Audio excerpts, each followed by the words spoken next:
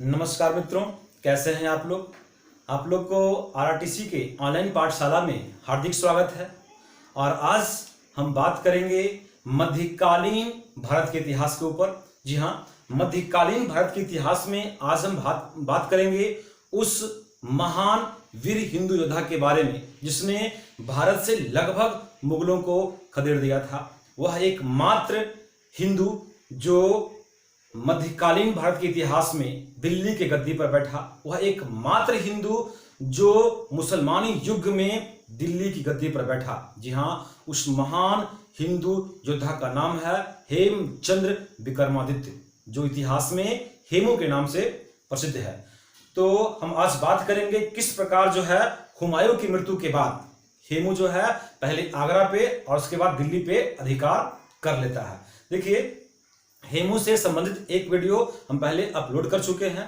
अगर आप उस वीडियो को नहीं देखे हैं तो पहले आप उस वीडियो को देखें, उसके बाद इस वीडियो को देखेंगे तो आपको बातें ज़्यादा समझ में आएगी, अन्यथा आप इसे भी पहले देख सकते हैं। चलिए आज हम बात करते हैं किस प्रकार हेमू जो है पहले आगरा और उसके बाद दिल्ली पर अधिकार करता है। देखिए, जैसे ही हुमायूं की मृत्यु होती है तो हेमू जो है आगरा पे आक्रमण कर देता है। जिस समय हेमू आगरा पे आक्रमण करता है उस समय आगरा का गवर्नर जो है वो है इस्कंदर खां उज़्बेक। आगरा का गवर्नर कौन है? इस्कंदर खां उज़्बेक। इस्कंदर खां उज़्बेक आगरा का गवर्नर है। और ये इस्कंदर खां उज़्बेक जो है हेमू के डर से ही, हेमू का नाम सुनकर ही जो है ये आगरा से भाग जाता है। हेमू का सामना किए बिना ही ये आगरा से भाग जाता है। इस प्रकार हेमू जो है आगरा पे अधिकार कर लेता है और आगरा की सारी संपत्ति जो है अब हेमू के कब्जे में आ जाता है। आगरा जीतने के बाद हेमू जो है दिल्ली की ओर आगे बढ़ता है। उस समय दिल्ली का गवर्नर जो है उसका नाम है तर्दी बेग खां। जब दिल्ली बढ़ता है तो दिल्ली का जो गवर्नर है, दिल्ली का गवर्नर है उसका नाम है तर्दी बेग खां। तर्दी बेग खां, ये तर्दी बेग खां जो है, तर्दी बेग खां और हेमू का जो सामना होता है वो था तुगलकाबाद में। तुगलकाबाद में हेमू और तर्दी बेग खां, तुगलकाबाद में हेमू और तर्दी बेग खां के बीच सामना होता है और इस युद्ध में तर्दी बेग खां हार जाता है।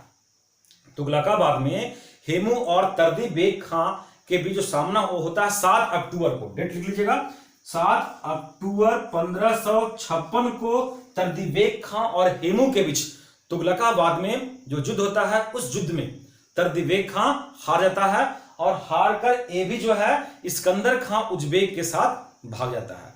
इस प्रकार अब जो है दिल्ली पर भी हेमू का अधिकार हो जाता है। जब दिल्ली और आगरा पे हेमू का अधिकार हो जाता है तो एक संभल का शासक है जिसका नाम है अली कुली खां। क्या नाम है? अली कुली खां। ये संभल का शासक जो है अली कुली खां, ये अली कुली खां भी जो है इन दोनों भगोड़ों के साथ, एक इस्कंदर खां उज़्बेक और दूसरा तर्दी बेग खां के साथ जो है भागकर सरहिंद चला जाता है। ये तीनों भागकर कहां चला गया? सरहिंद। और इस प्रकार अब जो है पूरा अधिकार किसको है? हेमचंद्र विक्रमादित्य का। और वहीं पर जब दिल्ली पर अधिकार करता है हेमू तो उपाधि लिया था हेमचंद्र विक्रमादित्य का, जिसके बारे में हमने पिछली वीडियो में बात किया है। अब देखिए, जब दिल्ली और आगरा के पतन का समाचार मुगलों को मिलता है तो मुगल लोग जो है इसे काफी सहम जाते हैं, काफी डर जाते हैं। उनमें बहुत जो है डर की भावना भर जाती है कि अब जो है हेमू हम लोग को छोड़ने वाला नहीं है।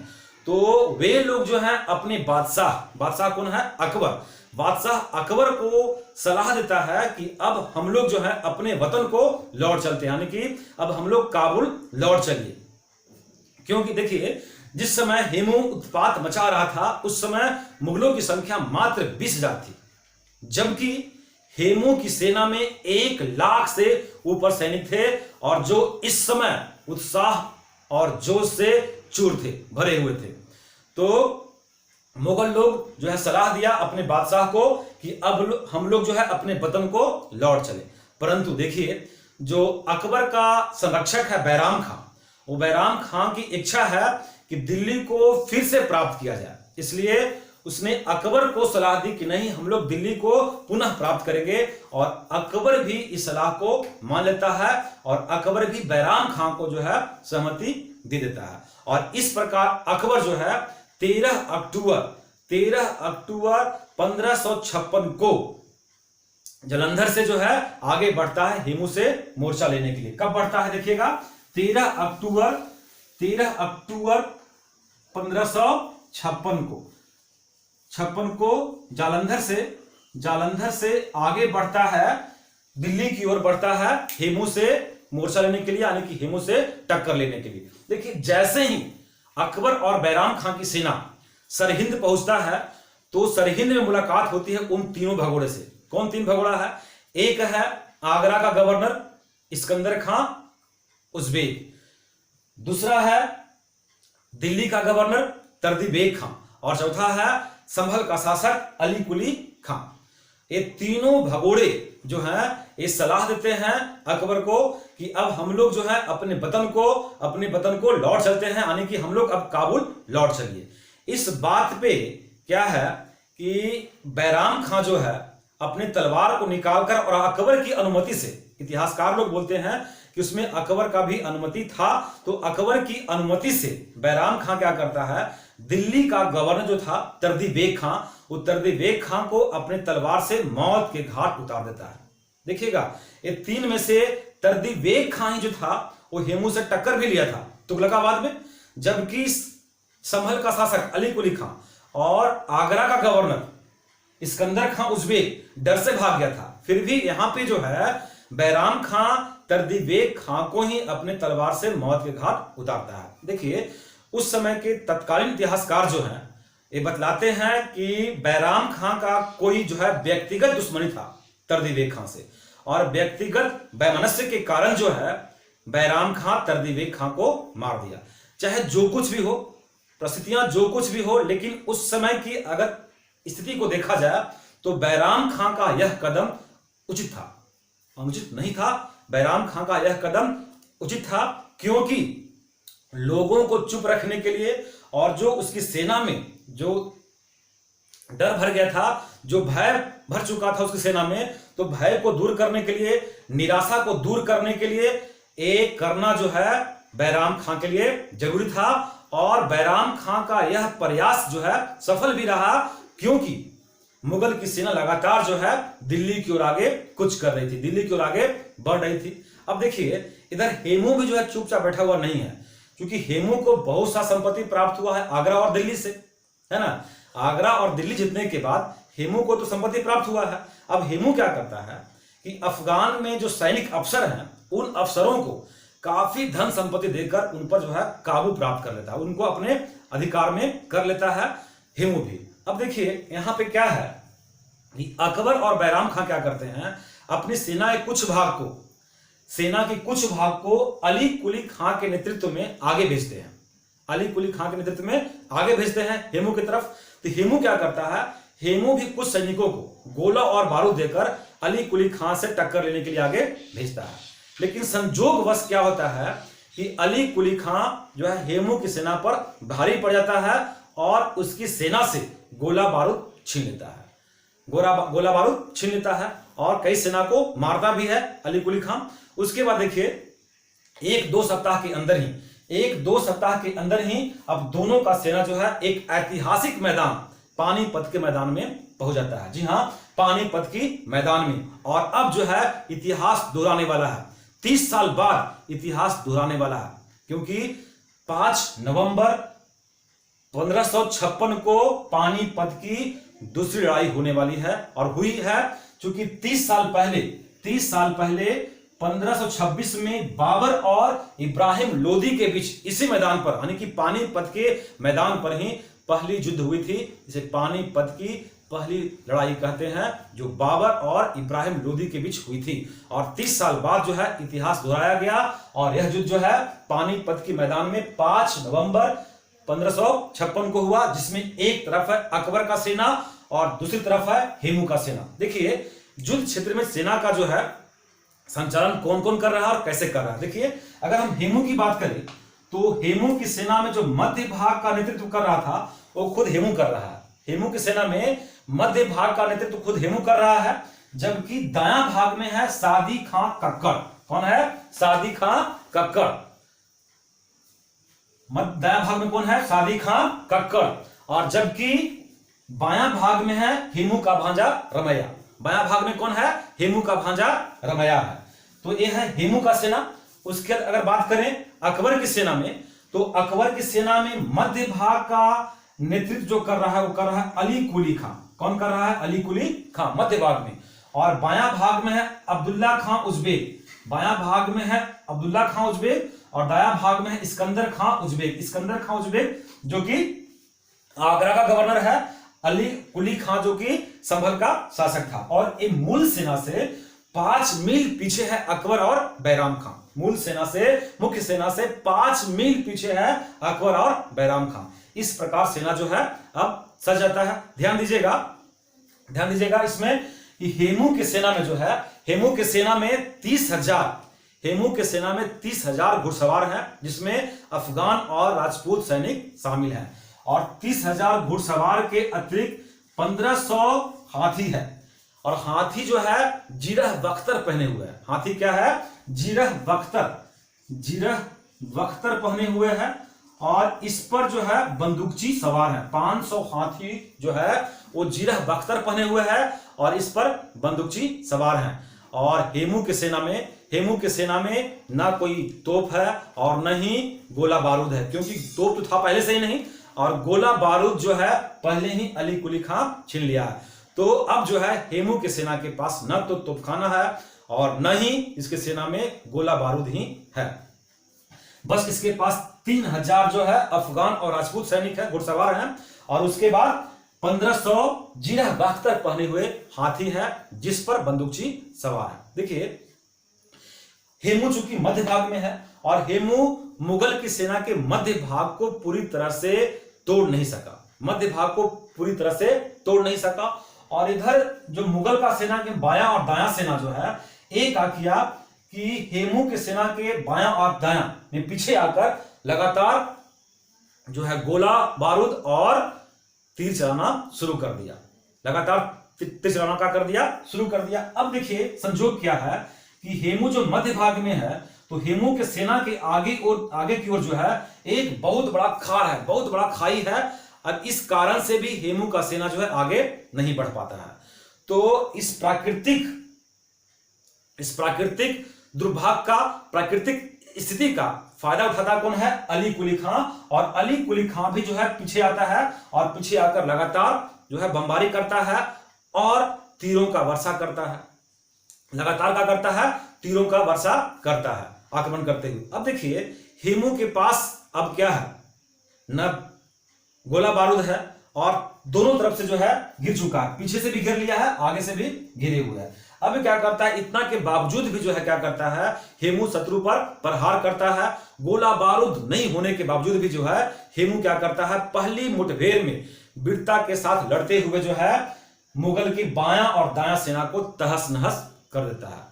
तहस नहस करने के बाद, बायां और दायां सेना को तहस नहस करने के बाद, उसके बाद हेमू जो है मध्य भाग की ओर बढ़ता है और अपने लड़ाकू हाथियों के साथ, क्योंकि बात किए हैं कि हेमू के पास 1500 लड़ाकू हाथी हैं जो जीरह बख्तर पहने हुए हैं और उस पर बंदूकची बैठे हुए हैं।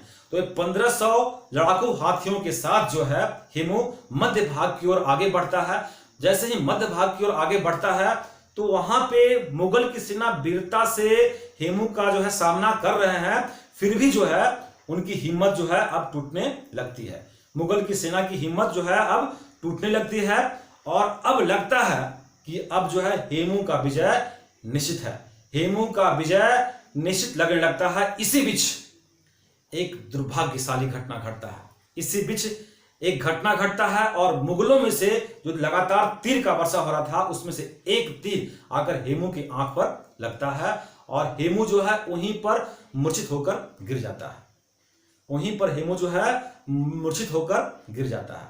जैसे हेमू गिरता है तो हेमू की सेना में भगदड़ मच जाती है कि हेमू जो है मारा गया और उसकी सेना जो है तहस नहस तितर बितर होने लगती है, क्योंकि कंडीशन है कि उसका जो राजा है जो सेना अध्यक्ष है वही जब मर गया तो बाकी सेना युद्ध क्या करेगा, सेना जो है जहां तहां भागने लगता है। यहां एक बात आता है, इतिहासकार लोग लिखे हैं कि हेमू का जो महावत है वो महावत हेमू को युद्ध क्षेत्र से निकालकर कहीं और ले जाने का कोशिश तो करता है, कहीं और ले जाने का कोशिश तो करता है। तभी क्या होता है कि मुगलों की सेना का एक अधिकारी है जिसका नाम है शाह कुली मरहम। क्या नाम है? शाह कुली मरहम।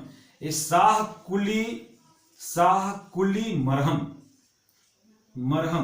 कुली मरहम आता है और उस जो है हाथी का जो संरक्षक है उसको पकड़ लेता है, महावत को पकड़ लेता है और महावत को रोक कर जो है हेमू को पकड़ के ले जाता है और हेमू को पकड़कर अकबर के सामने ले जाता है।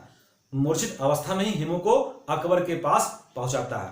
यहां पर बैराम खां अकबर को सलाह देता है कि इस काफिर को आप अपने हाथों से मारिए, इस काफिर को आप अपने हाथों से कत्ल करके गाजी का उपाधि धारण कीजिए। यहां पर बैराम खां अकबर को सलाह देता है कि आप अपने हाथों से इस काफिर को मारकर गाजी का उपाधि धारण कीजिए। लेकिन यहां पर देखिए इस पर बहुत तर्क है, कुछ इतिहासकार लोग कुछ लिखते हैं, लेकिन यहां पर अगर बात किया जाए अबुल फजल का जिन्होंने अकबर नामा लिखा है, तो अकबर नामा में लिखा है कि जब बैराम खां कहता है कि महाराज आप इस काफिर को अपने हाथ से कत्ल करके गाजी का उपाधि धारण कीजिए, तो बैराम खां लिखे हैं कि तो बालक बादशाह क्या कहता है, बालक बादशाह जो है इस तर्क पर मारने से इनकार करता है कि मारना जो है मरते हुए को मारना वह पसंद नहीं करता, मरते हुए को मारना वह पसंद नहीं करता। यह कहकर जो है बैराम खां के इस प्रस्ताव को जो है अस्वीकार कर देता है। उसके बाद बैराम खां जो है हेमू को अपने तलवार से मौत के घाट उतारते हैं। परंतु मोहम्मद आरिफ कंधारी और अहमद यादगार, मोहम्मद आरिफ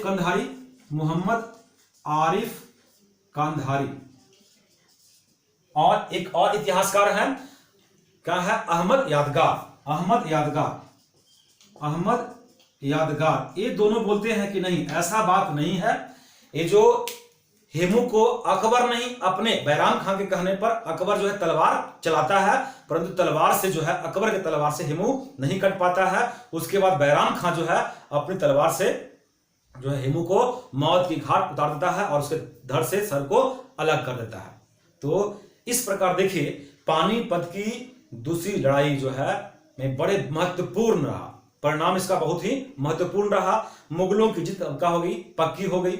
यहां पर हमेशा के लिए अफगान जो है अब विरोध करने से इंकार करने लगे, अफगान लोग भाग ही गए लगभग। उसके बाद देखिए कि हेमू के पतन के पश्चात क्या हुआ कि उसकी सेना छिन्न भिन्न हो गई। हेमू के पतन के बाद उसकी सेना छिन्न भिन्न हो गई। यहां पर क्या है कि हेमू की पत्नी और उसके पिता ये दोनों भागकर मेवात चले गए। मेवात आपको बताया थे कि मेवात के रहने वाले थे उनके पिता, ये दोनों उनकी पत्नी और उनके पिता भागकर मेवात चले गए। उसके बाद देखिए जब उसकी पत्नी और पिता मेवात भाग गए तो मुगलों की सेना जो है 5 नवंबर को पानीपत का विजय हुआ युद्ध में। उसके बाद 6 नवंबर को मुगल की सेना दिल्ली पहुंचकर दिल्ली पर अधिकार कर लिया। जब दिल्ली और आगरा से भागी थी हेमू की पत्नी तो अपने साथ दिल्ली के राजकोष का बहुत सारा धन जो है अपने साथ लेकर भाग गई थी। ठीक है, कुछ दिनों के बाद मुगल लोग जो है आगरा पे भी अधिकार कर लिए। आगरा पे अधिकार करने के बाद मुगलों की सेना जो है हेमू के पिता को पकड़ कर लाता है और हेमू के पिता को पकड़कर लाने के बाद उसे मुसलमान धर्म कबूल करने को, इस्लाम धर्म कबूल करने को कहता है जबरन। लेकिन जब हेमू के पिता इस्लाम कबूल नहीं करते हैं तो उनकी भी कत्ल कर दी जाती है। इस प्रकार जो है हेमू का यहाँ पर कथा समाप्त हुआ, हेमू का कहानी। उसके बाद हम लोग अब बात करेंगे, अगर कभी मौका मिला तो हम बात करेंगे महाराणा प्रताप के ऊपर और हल्दी घाटी का युद्ध देखेंगे कि हल्दी घाटी का युद्ध में महाराणा प्रताप और अकबर के बीच हुआ। क्या महाराणा प्रताप कभी अकबर से हारे हैं या नहीं हारे हैं? महाराणा प्रताप की जीवनी के साथ हम अगली वीडियो में आपके साथ सामने आएंगे। तब तक के लिए थैंक यू, धन्यवाद। आप इस वीडियो को लाइक करें, शेयर करें और सब्सक्राइबर की संख्या को अधिक से अधिक बढ़ाने की कोशिश करें ताकि अन्य विद्यार्थियों को भी इसका बेनिफिट मिल सके। Thank you.